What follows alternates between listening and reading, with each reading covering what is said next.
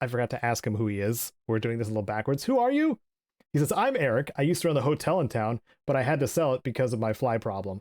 I also ran the tavern, but had to get out of that too for the same reason. Finally, I used to run the generator, but flies kept getting into it. I see. So long. This guy's got a little bit of a fly problem. Oh, look, another fuzzy painting on the floor.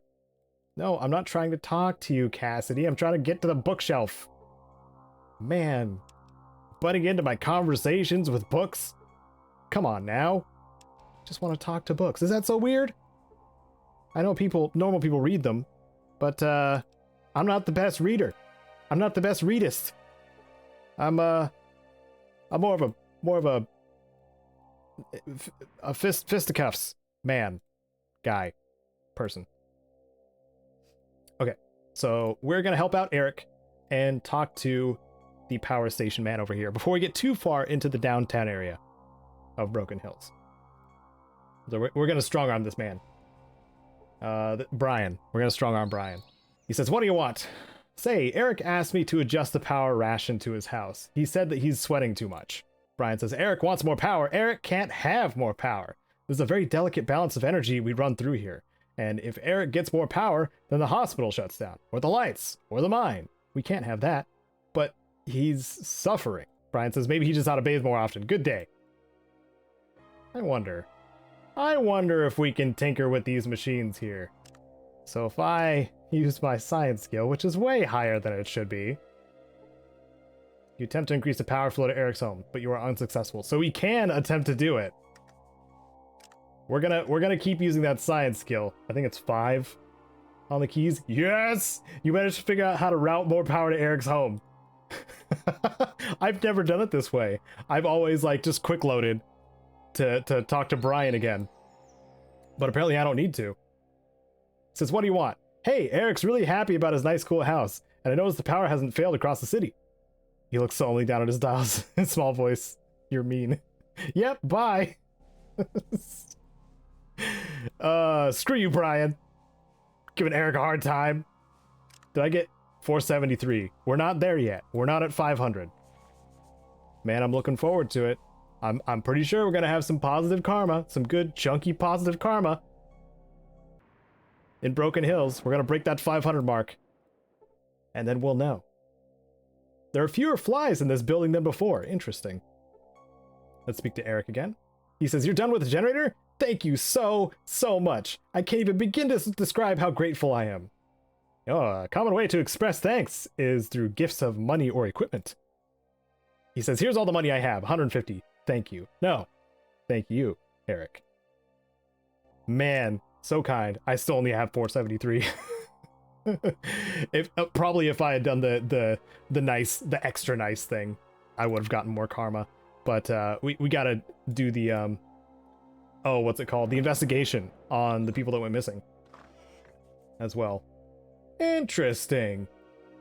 There's a manhole cover here in this toilet. Shio makes food. This is going to date the video a little bit. I'm replying to your comment. I'll lump Topolillos in there too, saying, speaking of The Matrix 4, what is your opinion on the movie? I personally didn't like it. I guess I'll ask the rest of you in the comments section. I was lukewarm on it. I thought it was okay. And sometimes that's worse than a negative review, right? The fight scenes felt a little too either copy-paste or spazzy to me, but I really did like some of the special effects, especially when it came to the machines and the new city that the surviving humans are in. And I really wanted to learn more about something that was just barely touched on in the movie. Like, I wanted to see that more than the actual story that they were trying to tell, which is not a good sign, I would think. And it was the machine on machine war that happened that they just kind of glossed over and kept going. I wanted to see more of that. But there wasn't much to that. But yeah, and also just beating you over the head with references to the original trilogy a little too much.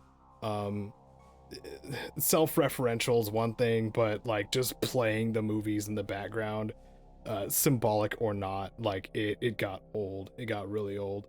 And it didn't seem like Keanu Reeves was doing much actual fighting. There was too much like force pushing thing going on. It looks cool, but we all know that Keanu Reeves is very skilled.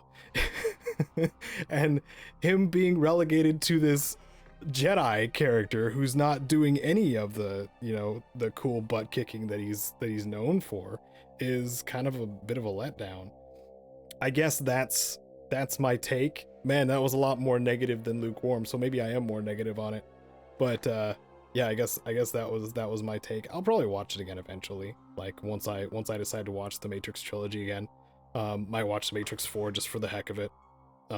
See what happens, see how I feel about it after that point. But thank you for the comments. Aha! He says, howdy there, kiddo, and welcome to the Old Ghoul's Home. The Old Ghoul's Home? He says, it's kind of a joke. There ain't any ghouls but old ghouls. We're all sterile, see, but we're incredibly long-lived. We're the first and last generation of ghouls. This is a place for those of us who just want to rest for a while. I see. I've got some questions. Like what? Who are you? He says, I'm Typhon. You ever hear of Set? He used to run the old-time town of Necropolis. I'm his son. Got born before the radiation hit us. So I grew up mutated. Ain't ever been any other way for me. We dealt with Set a little bit in the Fallout 1 playthrough. Let's get some more context here.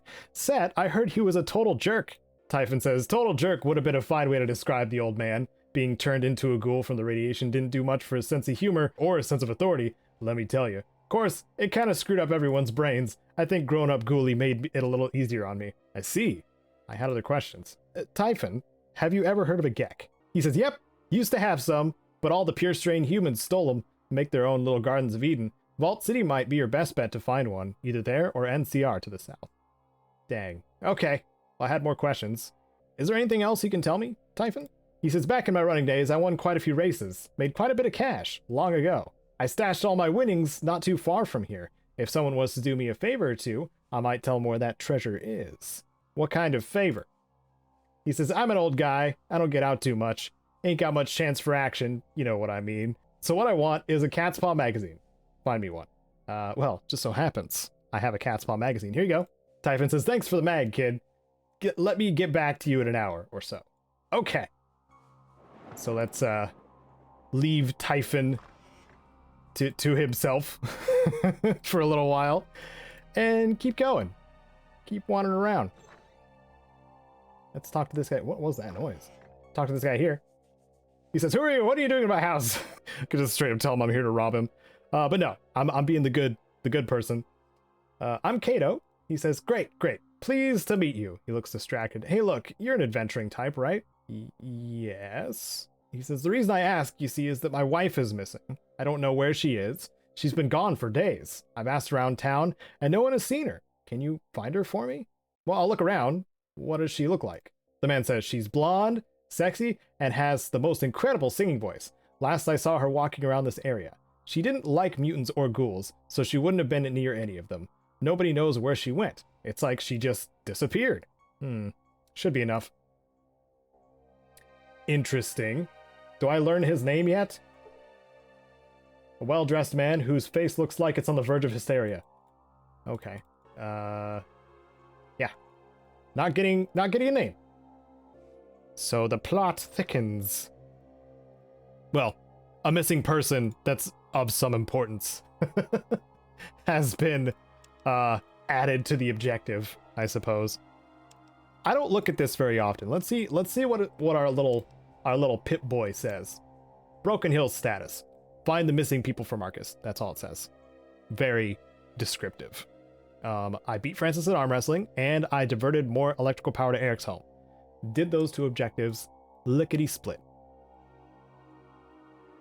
Let's see what else we can learn. There's just a whole bunch of vacant houses here. Oh, what is this? A science lab? Interesting. It's a good time to save. Let's speak to this, what's he look like? A bemused man in a lab coat surrounded by laboratory equipment. There's an insane gleam in his eye. Oh, he's a mad scientist. That's what it's implying there, I think. The scorpion appears to be wearing wire-rimmed glasses. It actually looks quite intelligent and non-threatening. Huh. So more than a pet, you would say. All right, here we go.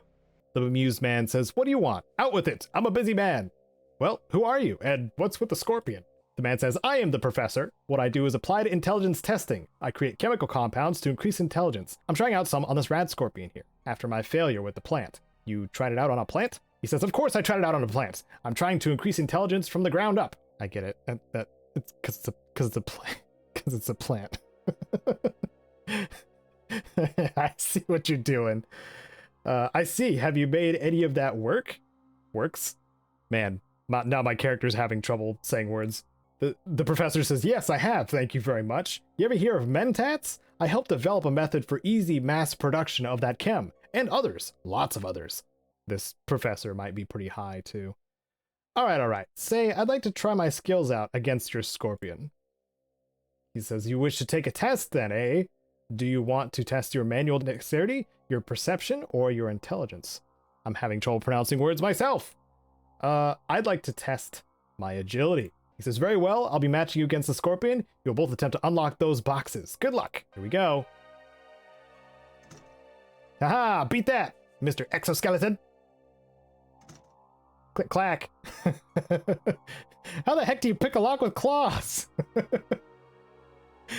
Chitter. "Well, that was a tie," says the professor. So let's try another one. "I'd like to take one of your tests." "How about I test my eyes?" "Right, you stand behind this rail, and you and the scorpion will tell me the letters you read from top to bottom, left to right." Got it. I might actually fail this one. M-O-O moo? No, sorry, that's way off. Chitter, chitter, click, clack, chirp, tail swing. Correct, good boy. Your Morse code skills are improving nicely. "I'd like to take one of your tests." One more. "How about my smarts?" He says, "You and the scorpion will be playing a game of my own devising. I call it chess. Are you ready?" Did he really devise chess? I'm ready. Checkmate, click. What? You cheated! Don't be a sore loser. Alright. That's all we can do so far. I just think that little situation is funny. Speaking of, the plant he was referring to is over here, and I can speak to it. So let's speak to the plant. It says, "Over here, let's get to it." All right. The plant says, "Hi, nice weather we're having, huh? Are you connected to that scientist in any way?" The plant says, "Oh yes, the professor. He grew me from a tiny spore and nurtured me, but I realized from an early age that if I were to act as smart as I truly am, he'd cut me to pieces to examine me. So I played dumb and got planted out here. It's nice, but I'd like to branch out a little, you know, maybe get planted someplace else." Yes, branch out indeed. The plant asks, "So, does he still have the scorpion? That thing is a mean chess player. It has a lot of bark and plenty of bite, if you know what I mean. But I know how to beat him. If you do me a favor, I'll tell you how." Ah. The plant says, "My fine friend, if you replant me near the ghoul's home over there, I'll be happy to impart my deep-rooted knowledge of chess." The puns are on another level now. So many puns. It's a deal. He says, "Delightful. I am very, very pleased. Just find yourself a shovel and come back. When you're done, maybe I can tell you a secret. My friend, I do hope you continue to flower." Right. So long. Okay. I think one of my companions has the shovel. Sulik, do you have the shovel? No. Do I have to go back to my car? Also, Cassidy, get out of that man's house. That's very rude. Come over here, please. Maybe he feels kind of sheepish about shooting both me and Sulik when we were back at Reading. Yeah, I know you can go for a smoke. I'm sorry. It's not gonna happen, bud. Ah, dang it. My shovel is in the car. Darn it. All right. I'm gonna go back to the car really quick, because we need to help this plant. Also, I forgot, over at Marcus's, I guess it's Marcus's house? Or at the very least, Francis's house. There's something in the plant pot back here, I think? Or is this the wrong backyard? This is the wrong backyard. It's actually, oh my god. My apologies, friend. Didn't mean to block the way. You do it anyway. You do it anyway all the time. And I'm tired of it. So tired, guys. There's a husband and wife, or an old married couple of mutants. Not right of me to assume. Old married couple of mutants that are just yelling at each other, and one of them refers to the Cat's Paw magazine that they threw out, which is hilarious. So I got another one. So we'll put that in the trunk and pull the shovel out of the trunk, because we're going to need that for our quest stuff. I don't know why I didn't keep that on me. Or maybe I did keep it on me, and I'm being a dingus. No, I did not. There it is. Let me put the Cat's Paw magazine there. Boom, we're back up to 6. Let's head back to the plant. I can, like, report stuff to Marcus, too, if I wanted to. But I don't know if I have any crimes to report just yet. So we're going to keep looking for those missing persons, missing peoples. But now we can go back to the plant. What's the plant? Seymour! His name's Seymour. Little Shop of Horrors. Of course his name's Seymour. Man, of course it is. Seymour says, "My friend, has the sun been shining upon you? How does your day flower? Are you ready for the move? I certainly am. Let's go!" Seymour says, "I'm so excited I could release spore cloud all over myself. Let's go." That's disgusting. Please don't say that ever again. Seymour says, "Oh, the soil here feels so different. Cleaner somehow. Probably because I don't have to share it with those other plants. Oh yes. If you ever come across the professor and his scorpion, remember this chess maneuver. It's called the flying liver attack, and the scorpion cannot stand against it." Thanks, Seymour. I'll try that out. Bye. Okay. Did we get our charisma? Or karma? 475. Oh my goodness, this is taking so long. Let's check back in with Typhon. See if he's had enough time to himself. Typhon. He says, "I ain't done, kid. Sheesh. Can an old ghoul have his privacy?" No, apparently not. Sorry. Maybe it's just wait an in-game hour. I'm gonna do the chess match again. He says, "You again? What do you want? Out with it. I'm a busy man. Want to take one of your tests?